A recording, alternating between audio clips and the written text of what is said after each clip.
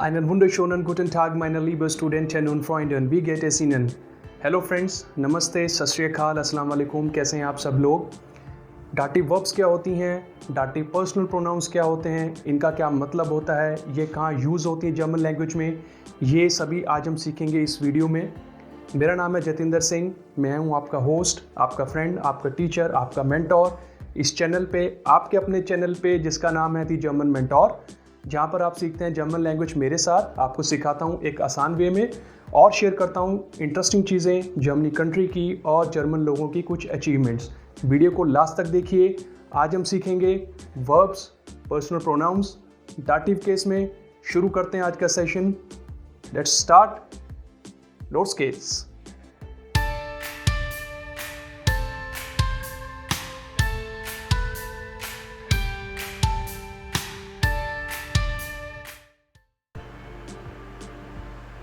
Okay so friend, I welcome you once again. आज के session में जो मैं आपको बता चुका हूँ, डाटिव वर्ब्स को डाटिव पर्सनल प्रोनाउन के साथ कैसे यूज़ करेंगे और डाटिव वर्ब्स को नाउन्स के साथ कैसे यूज़ करेंगे। वीडियो को लास्ट तक देखिए, लाइक, कमेंट, शेयर ज़रूर करिए और अगर आपने चैनल को अभी तक सब्सक्राइब नहीं किया है तो प्लीज़ इसको अभी कर दीजिए। बेल आइकन प्रेस करके नोटिफिकेशंस आपके पास पहुंचेंगे टाइमली मेरे लेटेस्ट वीडियोस के। ले चलता हूं आपको आज के सेशन में मेरी स्क्रीन पर। Welcome to the German mentor, learn German with excellence in Hindi. लोस गेट्स, लेट्स गो।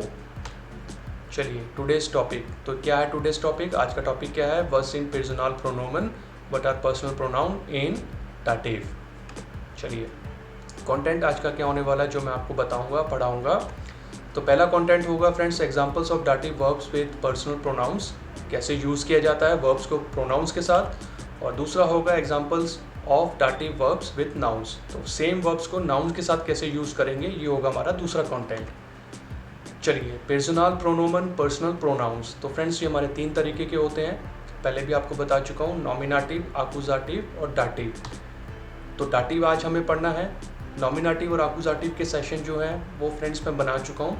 ऊपर आई बटन दिया है, आप देख कर आइए क्लिक करके अगर आपने नहीं देखा है, क्योंकि डाटिव आपको समझ में नहीं आएगा जब तक आपने नॉमिनेटिव और आकुजाटिव को नहीं समझा है। वीडियो को पॉज कीजिए, मैं यहाँ पे आपका वेट करता हूँ और अगर आपने देख लिया तो चलते हैं आगे, कंटिन्यू करते हैं डाटिव के साथ। ओके, पर्सनल प्रोनोमन, पर्सनल प्रोनाउंस। तो फ्रेंड्स ये है आपकी स्क्रीन पर आपकी रिविजन के लिए नॉमिनेटिव और आकुजाटिव, बट आज हमें जो डाटिव पढ़ना है तो ये आ गया आपके सामने डाटिव। तो अभी मैं कंपैरिजन करूंगा नॉमिनेटिव और डाटिव में। आकुजाटिव भी आप देख सकते हैं, तो एक एक करके बताऊंगा। इश से स्टार्ट करूंगा नॉमिनेटिव और साथ के साथ डाटिव आपको बताऊंगा।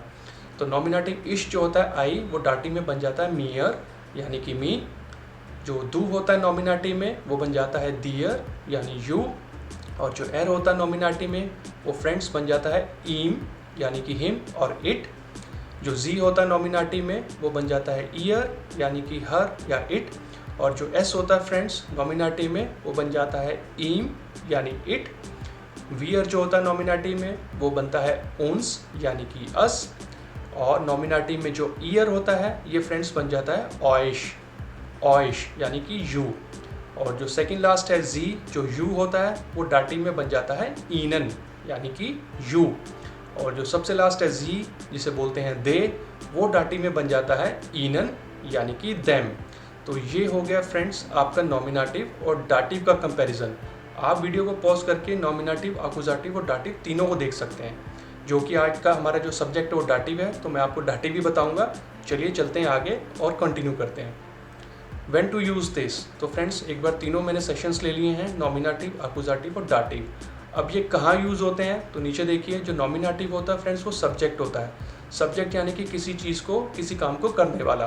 तो इश, तू, एस, सी, एस, बियर, ईयर, जी ये सब्जेक्ट होते हैं। अब आकुजाटिव कहाँ यूज़ होता है? When to use this. तो देखिए आकुजाटिव यूज़ होता है आफ्टर आकुजाटिव वर्ब्स या फिर आफ्टर आकुजाटिव प्रेपोजिशंस। तो इन दोनों की सेशन फ्रेंड्स मैं बना चुका हूँ। अगर आपने देखना हो तो इसका लिंक मैं डिस्क्रिप्शन में दे दूँगा या फिर ऊपर आई बटन पर भी दे दूँगा, आप क्लिक करके देख सकते हैं। अब डाटिव कैसे यूज़ होता है, व्हेन टू यूज़ डाटिव, तो इसका भी सेम पैटर्न है, आफ्टर आकुजाटिव वर्ब्स या फिर आफ्टर आकुजाटिव प्रेपोजिशंस। तो फ्रेंड आज का जो टॉपिक है ना वो आफ्टर आकुजाटिव वर्ब्स के साथ हम यूज़ करेंगे। प्रेपोजिशन के साथ मैं आपको अगले सेशन में बताऊंगा।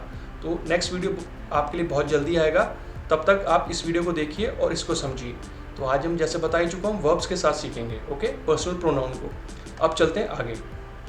तो देखिए अब हमारा सेशन स्टार्ट हो चुका है। पहला जो कंटेंट था मैंने आपको बताया था कि वर्ब्स को प्रोनाउन के साथ करना सिखाऊंगा मैं आपको, पर्सनल प्रोनाउन के साथ। तो ये रहा आपके सामने लिखा हुआ ऊपर, बाइस्पिल वर्बन मिट पर्सनल प्रोनोमन, यानी कि example verbs with personal pronoun. और लेफ्ट साइड पे जो आप देख रहे हैं ये डाटिव का जो है पर्सनल प्रोनाउन का स्लैब है, जो आप देख रहे हैं, जो टेबल है। आपकी रेफरेंस के लिए आपकी स्क्रीन पर मैंने लगा दी है, पीछे जाने की आपकी ज़रूरत नहीं है, सारा मटेरियल आपके सामने है।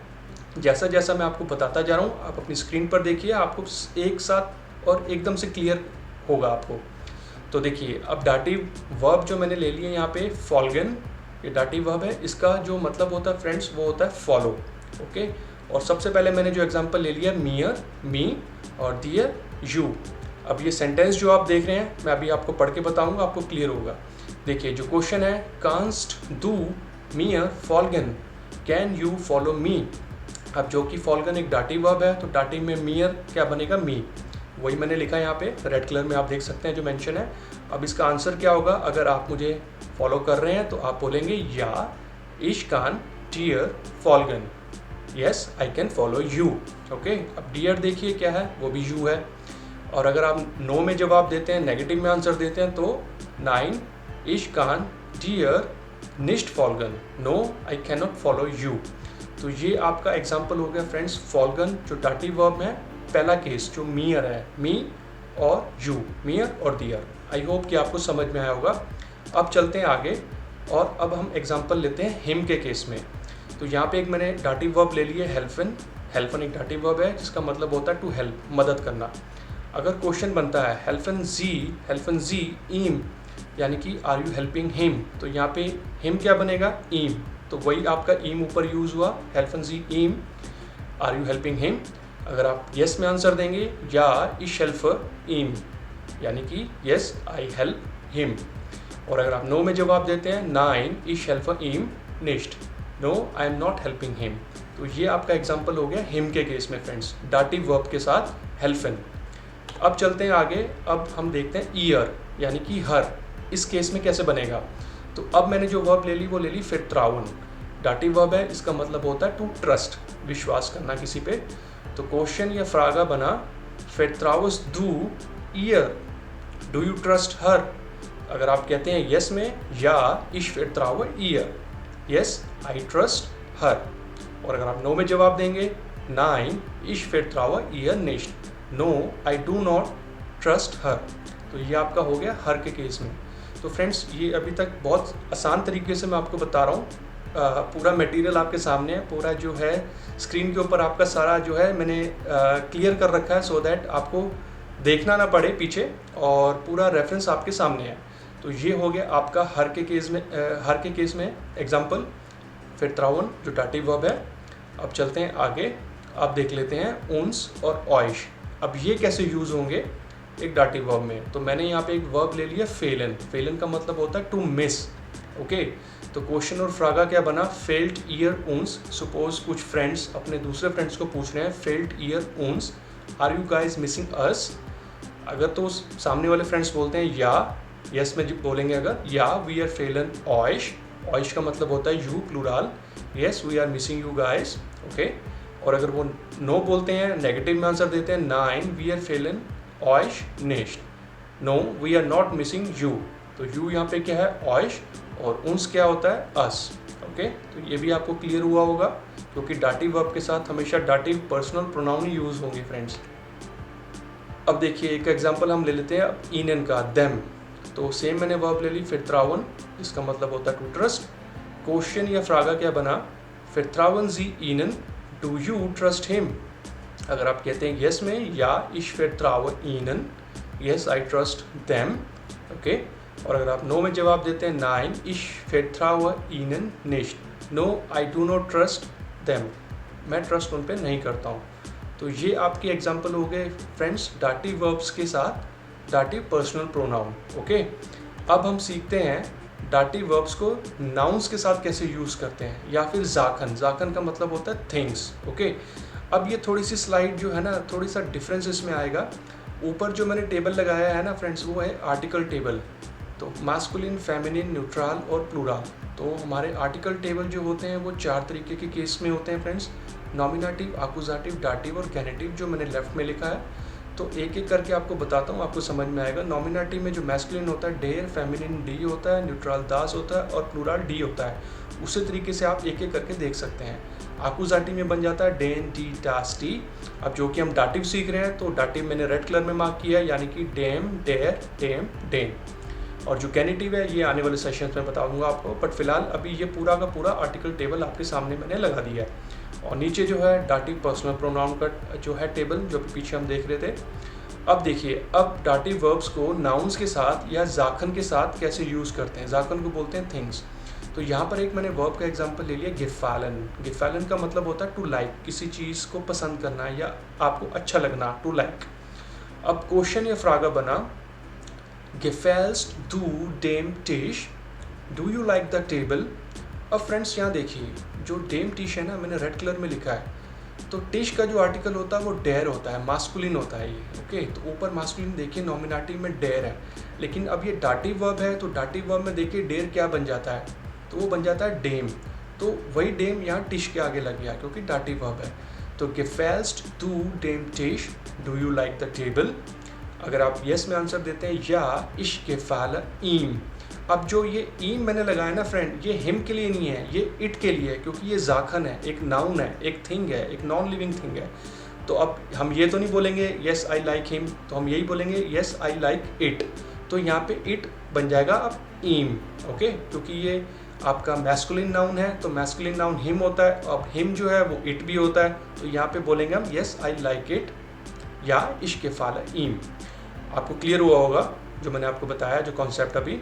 और अगर आप नो में जवाब देते हैं, नो में आंसर देते हैं, तो देखिए 9 इश gefalle ihm nicht। No I do not like it, ये नहीं बोलेंगे I do not like him, बल्कि no I do not like it. तो इट अब यहाँ पे काम कर रहा है हिम के केस में। ओके, ईम। अब चलते हैं आगे और एक फेमिनिन का एग्जाम्पल ले लेते हैं। तो सेम मैंने वर्ब लिया है gefallen, to like.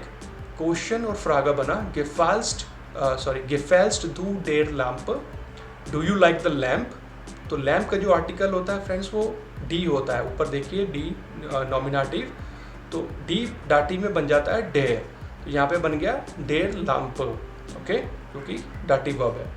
Do you like the lamp? अगर आप यस में आंसर देते हैं, या इश gefalle ihr। अब यहाँ पे जो ईयर है वो हर वाला नहीं है, वो इट वाला है। तो यस आई लाइक इट। और अगर आप नो में जवाब देंगे, 9 इश gefalle ihr nicht। No I do not like it. Okay, तो ये आपको चीज़ क्लियर होगी कि ये ज़रूरी नहीं है कि आपके जो हिम और हर एक पर्सनल के लिए यूज़ हो, वो जाखन या थिंग्स के लिए भी यूज़ हो सकते हैं फ्रेंड्स। ओके, अब चलते हैं आगे, एक और एग्जांपल लेते हैं। सेम वर्ब मैंने ले लिया, gefallen dative, to like. Question फ्रागा बना, gefällst du dem Auto? अब जो ऑटो है ये कार है। अब कार का आर्टिकल होता है न्यूट्रल। ओके, तो न्यूट्रल ऊपर देखिए नॉमिनेटिव में बनता है दास। अब वो दास डाटी में क्या बन जाएगा, डेम। तो यहाँ क्या लगा, डेम ऑटो। gefällst du dem Auto? Do you like the car? अब जो कि ये न्यूट्रल है, तो न्यूट्रल देखिए क्या बनेगा, या इश gefalle ihm। Yes I like it. तो अब ये ईम हो गया इट वाला नीचे, जो रेड कलर में लिखा हुआ है। ओके, ये ही और शी वाला नहीं है, ये न्यूट्रल वाला है, क्योंकि इसका आर्टिकल दास होता है।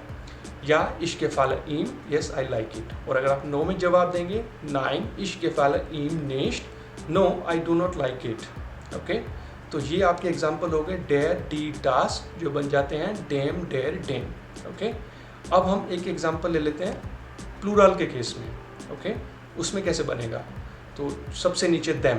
अब कैसे बनेगा देखिए, गेहोरन, सेम मैंने एक दूसरी वर्ब लिया है, गेहोरन। इसका मतलब होता है टू बिलोंग, किसी चीज़ का बिलोंग करना, किसी के साथ रिलेशन होना। तो क्वेश्चन फ्रागा बना, gehört das Essen den Tieren? Does this food belongs to animals? आपसे कोई पूछ रहा है, सपोज कीजिए। अगर आप बोलते हैं यस में, या das Essen gehört ihnen। Okay, अब जो टीयरन है एनिमल्स, आप उसको रिपीट ना करके आप देम यूज़ कर सकते हैं। तो देम क्या है, ihnen। या das Essen gehört ihnen। Yes, this food belongs to them. Okay, यहाँ देम क्या है, एनिमल्स। और अगर आप नो में जवाब देंगे, 9 das Essen gehört ihnen nicht। No this food does not belong to them. तो ये हो गया आपका नाउन्स के केस में, जाखन के केस में फ्रेंड्स, जो दो कंटेंट मैंने स्टार्टिंग में आपको बताए थे। तो फ्रेंड्स आई होप कि ये आपको समझ में आया होगा, बहुत आसान था ये। बस थोड़ा सा ध्यान रखना पड़ता है कि वर्ब्स को आप कहाँ यूज़ कर रहे हैं। अगर तो पर्सनल प्रोनाउन के साथ यूज़ कर रहे हैं तो आप पहले की स्लाइड्स देख सकते हैं, और अगर आप नाउन्स के साथ यूज़ कर रहे हैं या किसी पर्सन के साथ, किसी लिविंग थिंग या नॉन लिविंग थिंग के साथ, तो ये वाला सेशन चलेगा जो अभी मैंने आपको लास्ट की 3-4 स्लाइड्स बताई। तो आई होप समझ में आया होगा आपको। नहीं समझ में आया तो रिपीट करके देखिए या मुझे कमेंट कीजिए, मैं आपको बताऊंगा, आपको आंसर दूंगा। तो फ्रेंड्स अब चलते हैं आगे मेरे फेवरेट सेक्शन पे, जो कि हर सेशन में होता है। मैं आपके साथ शेयर करता हूँ कोई ना कोई जनरल नॉलेज की चीज़ जो जर्मन लोगों से या जर्मनी कंट्री से जुड़ी हुई होती है। तो ये है the story of kindergarten. Kindergarten तो आपको पता ही होगा, जहाँ पर छोटे बच्चे जो अपनी स्कूलिंग को स्टार्ट करते हैं, जो बहुत ही छोटे होते हैं, राइट। तो आपको जानकर हैरानगी होगी कि ये जो कॉन्सेप्ट है किंडरगार्टन का, ये जर्मनी कंट्री ने ही स्टार्ट किया था फ्रेंड्स। ओके, किंडर का मतलब होता है चिल्ड्रन और गार्टन होता है गार्डन। तो चिल्ड्रन गार्डन, बच्चों का गार्डन।